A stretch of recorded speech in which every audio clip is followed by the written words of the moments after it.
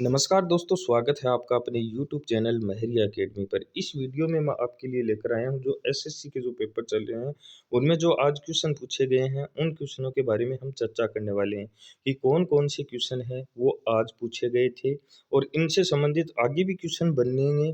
तो ये क्वेश्चन आप देख लीजिए, इसके इर्द-गिर्द जो भी क्वेश्चन बनते हैं, उनको अच्छी तरीके से याद कर लीजिए। तो वीडियो के साथ आप शुरू से लेकर अंत तक ज़रूर बने रहें और चैनल पर पहली बार विजिट कर रहे हैं तो चैनल को सब्सक्राइब भी ज़रूर कर लें, ताकि आने वाले वीडियो का नोटिफिकेशन है जब भी अगले पेपर होते हैं तो उनके क्वेश्चनों का नोटिफिकेशन है वो सबसे पहले आपको मिल सके। अब वीडियो शुरू करते हैं। तो यहाँ पर जो हम पहले क्वेश्चन की बात करें तो यहाँ जो पहला क्वेश्चन दे रखा है कि 1967 के अंदर किस वादक को पद्म भूषण से सम्मानित किया गया?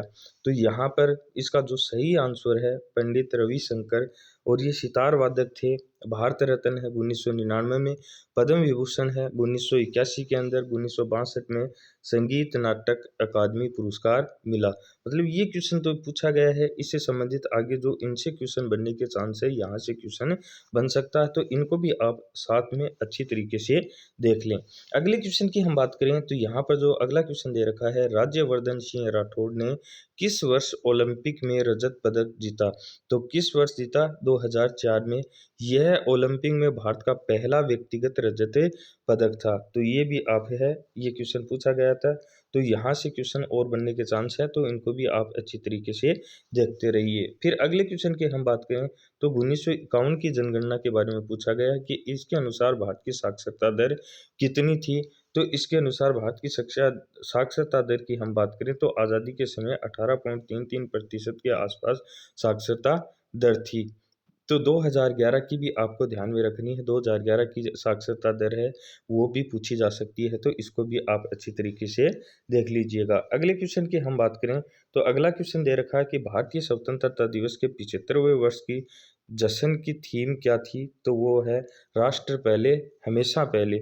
मतलब राष्ट्र हमें पहले, हमेशा पहले, ये इसकी थीम थी। स्वतंत्रता दिवस 2024 की थीम आपको याद रखनी है। 2024 की थीम क्या है? विकसित भारत। 78वां मनाया गया, तो ये आपको याद रखना है। ये तो पूछ ली गई है, और जो 2024 में अंदर जो बनाया गया है उसकी थीम है विकसित भारत, ये पूछी जा सकती है, तो इसको भी आपको याद रखना है। फिर अगला क्वेश्चन है, गरीबी हटाओ और न्याय के साथ विकास किस पंचवर्षीय योजना का मुख्य उद्देश्य था? तो 5वीं पंचवर्षीय योजना में, इस योजना में रोजगार और न्याय पर ही जोर दिया गया था। तो इसका ये जो 5वीं पंचवर्षीय योजना है, इसका सही आंसर हो जाएगा। अगले क्वेश्चन की हम बात करें तो अगला क्वेश्चन दे रखा है कि मीथेन की खोज है वो कब और किसने की थी? तो मीथेन गैस की खोज है वो इतालवी भौतिक विज्ञान एलेसेंड्रो वोल्टा ने साल 1776 ईस्वी में की थी। इसका जो रासायनिक सूत्र होता है वो CH4 होता है। तो इसका रासायनिक सूत्र भी आप याद रख लीजिए, ताकि जब भी ये रासायनिक सूत्र पूछे तो भी आप इसके बारे में बता सकें। अगले क्वेश्चन की हम बात करें तो अगला क्वेश्चन हमें दे रखा है, योजना का मुख्य उद्देश्य था। तो योजना का जो मुख्य उद्देश्य है वो जो 5वीं पंचवर्षीय योजना है उसके बारे में ये क्वेश्चन पूछा गया था। तो इस योजना का मुख्य उद्देश्य क्या है भाई? रोजगार और न्याय पर जोर दिया गया था। तो मुख्य उद्देश्य रोजगार और न्याय है। अगले क्वेश्चन की हम बात करें जो वो मीथेन वाला ही आपसे पूछा जा सकता है, इसमें रासायनिक सूत्र है उसके बारे में पूछ सकते हैं। अगले क्वेश्चन की बात करें तो यहाँ पर भारत की योजना आयोग के पहले उपाध्यक्ष कौन थे? तो योजना आयोग के जो पहले उपाध्यक्ष थे वो गुलजारी लाल नंदा, 17 फरवरी 1953 से 21 सितंबर 1963 तक ये बने थे योजना आयोग के पहले अध्यक्ष। तो योजना आयोग का जो अध्यक्ष होता है वो प्रधानमंत्री होता है। तो हमारे पहले प्रधानमंत्री कौन थे? पंडित जवाहरलाल नेहरू जी थे। तो पहले योजना आयोग के अध्यक्ष पंडित जवाहरलाल नेहरू जी थे। नीति आयोग के प्रथम उपाध्यक्ष की हम बात करें तो अरविंद पनगड़िया, और नीति आयोग के पहले अध्यक्ष की बात करें तो ये नीति आयोग जो पहले योजना आयोग होता था उसी का नाम 2015 में, 1 जनवरी 2015 में बदलकर नीति आयोग कर दिया गया। जो योजना आयोग का अध्यक्ष प्रधानमंत्री होता था, तो नीति आयोग का अध्यक्ष भी कौन होता है? प्रधानमंत्री। तो 2015 में हमारे प्रधानमंत्री कौन थे? तो श्री नरेंद्र मोदी जी इसके पहले अध्यक्ष बने थे। उपाध्यक्ष की बात कर लें तो उपाध्यक्ष कौन थे? अरविंद पनगड़िया थे। फिर अगले क्वेश्चन की हम बात करें तो अगला क्वेश्चन है, सुनंदा नायर निम्नलिखित में से किस नृत्य से संबंधित है? तो ये किस नृत्य से संबंधित है वो आपको बताना है। तो मोहिनी अट्टम ये इस नृत्य से संबंधित है। अगले क्वेश्चन की हम बात करें तो अगला क्वेश्चन हमें दे रखा है, बंगाल विभाजन के समय जो गवर्नर जनरल था वो कौन था? जब बंगाल का विभाजन हुआ तो उस समय के गवर्नर जनरल के बारे में आपको पूछा गया है। तो लॉर्ड कर्जन है, उस समय गवर्नर जनरल थे। इसने 20 जुलाई 1905 को ये घोषणा की थी। लागू 16 अक्टूबर 1905 को हुआ था। 6 साल बाद 1911 में इसे रद्द कर दिया गया। तो बंगाल विभाजन से संबंधित क्वेश्चन है, ये पूछा गया है और इससे संबंधित क्वेश्चन है जो और बन सकते हैं वो भी साथ में लिए हैं। तो बंगाल विभाजन के समय गवर्नर लॉर्ड कर्जन 20 जुलाई 1905 को घोषणा की थी। लागू कब हुई? 16 अक्टूबर 1905 को, और 6 साल बाद 1911 में इसको क्या कर दिया गया? रद्द कर दिया गया। अब हम हिंदी के क्वेश्चनों की बात करें तो हिंदी के जो क्वेश्चन आए, सरस्वती के पर्यायवाची शब्द है। तो सरस्वती के सारे पर्यायवाचिक शब्द है, यानी कि पर्यायवाचिक शब्द से संबंधित जो क्वेश्चन पूछे गए, सरस्वती का वाणी, शारदा, वागेश्वरी, वेदमाता, वीणापाणी, भारती, वाग्देवी, महाश्वेता, ज्ञानंदा, हंसवाहिनी, तो ये सरस्वती के पर्यायवाचिक हैं। एक बार इनको जरूर देख लें ताकि अन्य एग्जाम में कोई भी इनसे पूछा जाता है तो वो आपको सही प्रकार से आप कर सकें। फिर अगला क्वेश्चन विलोम शब्द का है, तो आए, वे है। फिर हम अगले क्वेश्चन की बात करें तो यहाँ पर विलोम शब्द, गंगा के पर्यायवाची ये दे रखे थे, तो इनको भी आप अच्छी तरीके से देख लीजिएगा ताकि जब भी आपको ये पेपर में मिले तो आप इनको हल कर सकें। फिर मुहावरा भी आया था, झांसा देना, धोखा देना या छल करना। भाववाचक संज्ञा देखनी थी, बुढ़ापा। बाजार शब्द विदेशी शब्द है, ये फारसी भाषा से लिया गया है। ये बाजार शब्द का भी क्वेश्चन आया था। नगर में प्रदूषण, ऐसा कोई गद्यांश आया था, उनसे क्वेश्चन आपको करने थे। फिर अगले क्वेश्चन की हम बात करें तो अगला क्वेश्चन है, वित्त वर्ष 2023-24 के केंद्रीय बजट में कितने प्रमुख क्षेत्रों को प्राथमिकता दी गई थी? तो 7 क्षेत्रों को प्राथमिकता दी जाती है वित्त वर्ष 2023-24 में जो केंद्रीय बजट आया था, और उसे सप्तऋषि कहा गया था। तो अच्छी तरीके से याद इसको रख लीजिए। 23-24 का जो बजट आया था उसमें 7 क्षेत्रों को है वो प्राथमिकता दी जाती है, सप्तऋषि जिसे कहा जाता है। भारतीय संविधान के किस अनुच्छेद में ग्राम पंचायत में ग्राम सभा के गठन के प्रावधान किया गया है? तो ग्राम पंचायत के ग्राम सभा के गठन है 243 ए के अंदर आपको देखने को मिलेगा। अगले क्वेश्चन की हम बात करें तो अगला क्वेश्चन पंचवर्षीय योजना से संबंधित था। तो प्रथम पंचवर्षीय योजना के बारे में क्वेश्चन पूछा गया। तो एक बार आप पंचवर्षीय योजनाओं को अच्छी तरीके से देख लीजिए, हर एग्जाम में क्वेश्चन पूछे जा रहे हैं। आज के एग्जाम में भी पूछा गया, प्रथम पंचवर्षीय योजना है उसके बारे में पूछा गया है, इसका मुख्य उद्देश्य क्या था। तो पहले हम बात बता दें आपको कि पंचवर्षीय योजना है उसकी शुरुआत 1951 में होती है। पहली पंचवर्षीय योजना का कार्यकाल 1951 से 1956 तक था, और जो इस प्रथम पंचवर्षीय योजना का जो मुख्य उद्देश्य था वो कृषि पर जोर दिया गया था। लक्ष्य वृद्धि 2.1%, वार्षिक वृद्धि 3.6%, हेरोड डोमर पर आधारित ये योजना थी। और जो पर हम प्रभावित देखें तो हमने सोवियत संघ से प्रभावित होकर ये योजनाएं लेकर आए और वहां से हमने इसको लागू किया था।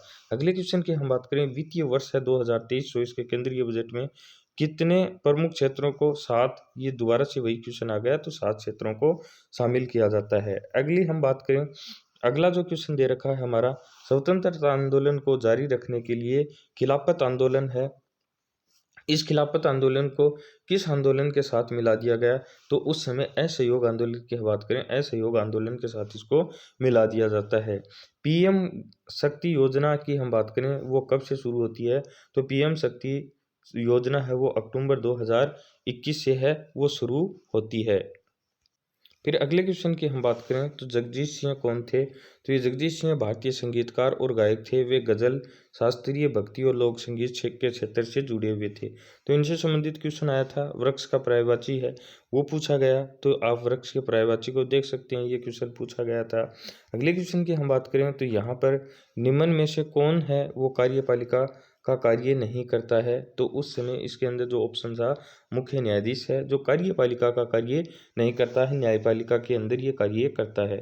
2022 में हुए कॉमनवेल्थ गेम्स में भारत का कौन सा स्थान था, ये बताना है। तो 2022 में कॉमनवेल्थ गेम्स थे, उसके अंदर चौथा स्थान है वो भारत का था। इसके अंदर भारत ने कुल 61 पद जीते, 22 गोल्ड, 16 सिल्वर और 23 ब्रोंज थे। तो ये भी आपको साथ में ध्यान रखना है। अगले क्वेश्चन की हम बात करें तो 2022 के अंदर एशियन गेम्स में भारत का कौन सा स्थान था। तो 2022 में एशियन गेम्स में भारत का चौथा स्थान था। इसमें कुल 107 पदक है वो जीतते हैं, और हम बात करें 28 स्वर्ण पदक, 38 रजत पदक और 41 कांस्य पदक थे। फिर हम पंचवर्षीय योजना के क्वेश्चन है वो लगातार आपसे बार बार पूछे जा रहे हैं, तो इसके बारे में भी हम थोड़ी सी चर्चा कर लें।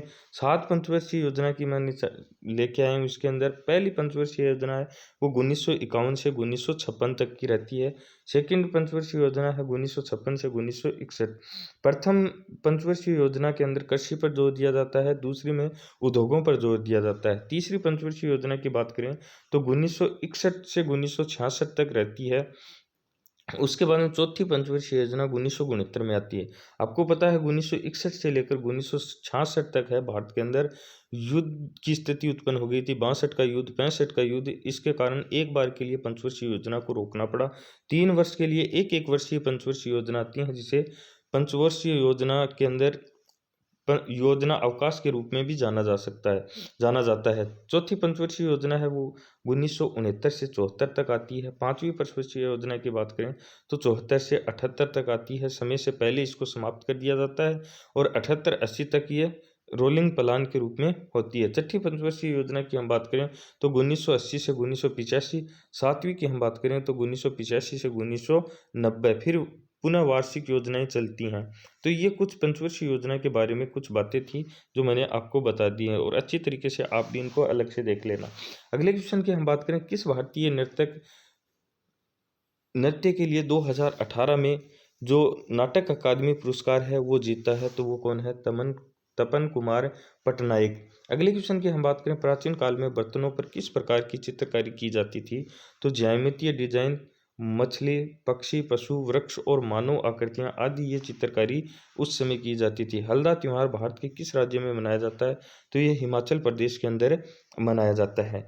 अगले क्वेश्चन की हम बात करें तो अगला क्वेश्चन है, भारतीय संविधान का अनुच्छेद 40 है वो किससे संबंधित है। तो ग्राम पंचायत से संबंधित ये अनुच्छेद है।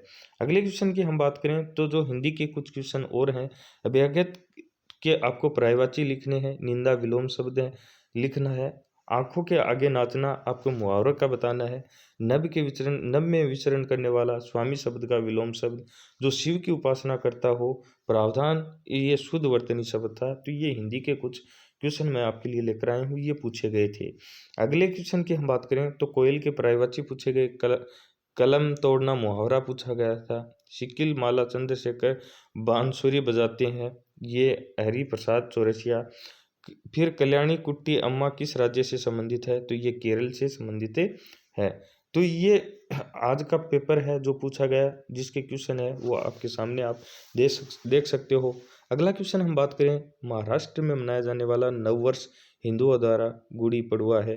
ओम का नियम पूछा गया था, इसके अंदर आपको बताना है कि ये क्या बताता है। तो वी बराबर आई आर ओम का नियम बताता है, यानी वोल्टेज बराबर धारा इंटू प्रतिरोध।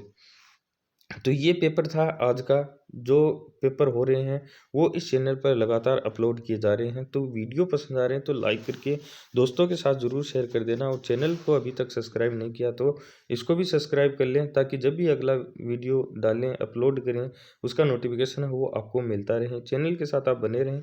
चैनल के साथ जुड़ने के लिए आपका धन्यवाद।